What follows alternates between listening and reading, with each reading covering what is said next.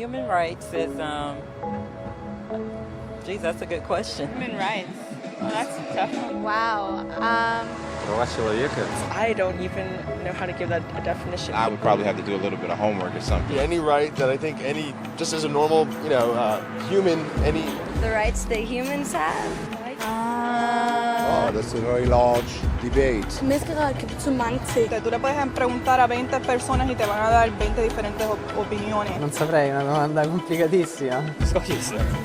We just take them for granted that they're there, but we don't even consider what they are.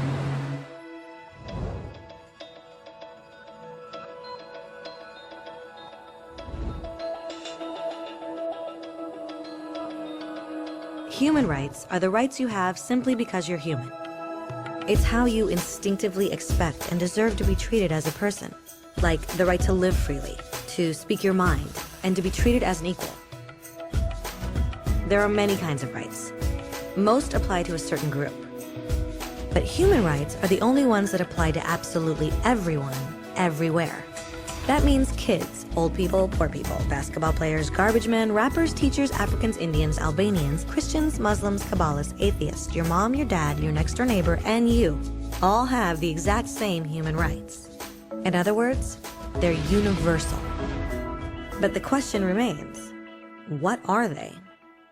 Name the human rights? What the human rights are? The right to live. Equality between all peoples. Right to religion, the right to... Is there supposed to be a list somewhere I should be aware of? According to the United Nations, there are a total of 30 human rights, which are usually lumped together and called simply human rights. They're all listed out in the Universal Declaration of Human Rights, which is the world's most widely accepted document on the subject. But it was a long time in coming. At first, there were no human rights. If you were in with the right crowd, you were safe. If you weren't, well, you weren't. But then a guy named Cyrus the Great decided to change all that. After conquering Babylon, he did something completely revolutionary. He announced that all slaves were free to go. He also said people had the freedom to choose their religion, no matter what crowd they were a part of. They documented his words on a clay tablet known as the Cyrus Cylinder. And just like that, human rights were born. The idea spread quickly to Greece, to India, and eventually to Rome. They noticed that people naturally followed certain laws, even if they weren't told to. They called this natural law, but it kept getting trampled on by those in power. Not until 1,000 years later in England did they finally get a king to agree that no one can overrule the rights of the people, not even a king. People's rights were finally recognized, and they were now safe from those in power. Kind of. It still took a bunch of British rebels declaring their independence before the king got the point that all men are created equal. Which isn't to say he liked the idea, but he couldn't stop them, and America was born. The French immediately followed with their own revolution for their own rights. Their list was even longer, and they insisted that these rights weren't just made up. They were natural. The Roman concept of natural law had become natural rights. Unfortunately, not everyone was so thrilled. In France, a general named Napoleon decided to overthrow the new French democracy and crown himself emperor of the world. He almost succeeded, but the countries of Europe joined forces and defeated him. Human rights was again a hot topic. They drew up international agreements, broadly granting many rights across Europe. But only across Europe. The rest of the world somehow still didn't qualify. Instead, they got invaded, conquered, and consumed by Europe's massive empires. But then a young lawyer from India decided enough was enough. His name was Mahatma Gandhi, and in the face of violence, he insisted that all people of Earth had rights, not just in Europe. Eventually, even Europeans started to agree. But it wasn't going to be that easy. 2 world wars erupted. Hitler exterminated half the Jewish population of Earth in horrifying Nazi death camps. And all told, 90 million people died. Never had human rights been so terrifyingly close to extinction. and never had the world been more desperate for change. So the countries of Earth banded together and formed the United Nations. Their basic purpose was to reaffirm faith in fundamental human rights, in the dignity and worth of the human person. But what were human rights? Were they the proclamations of Cyrus, the natural laws of Rome, the declarations of France? Everyone seemed to have a slightly different idea of what human rights should be.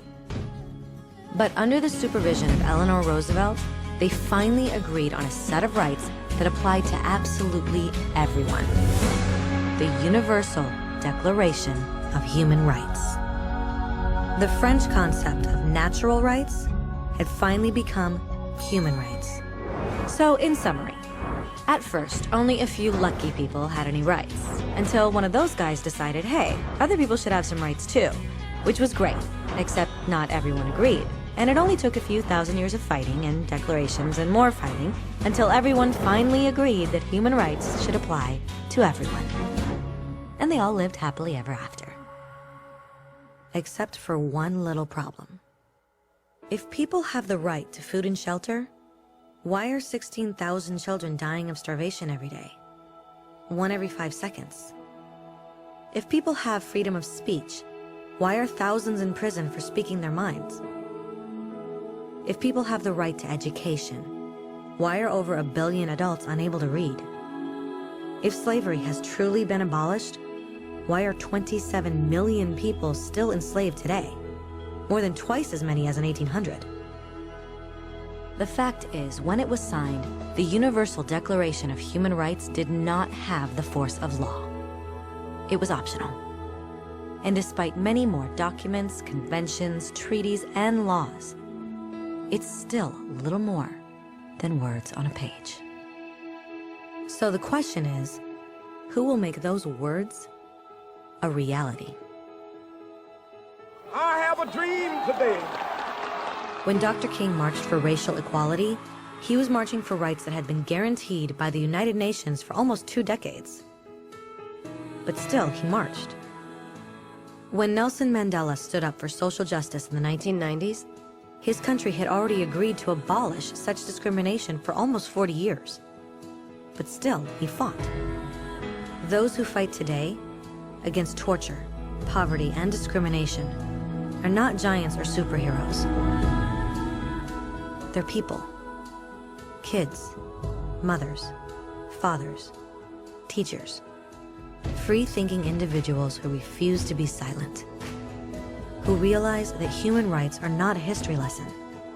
They're not words on a page. They're not speeches or commercials or PR campaigns. They are the choices we make every day as human beings.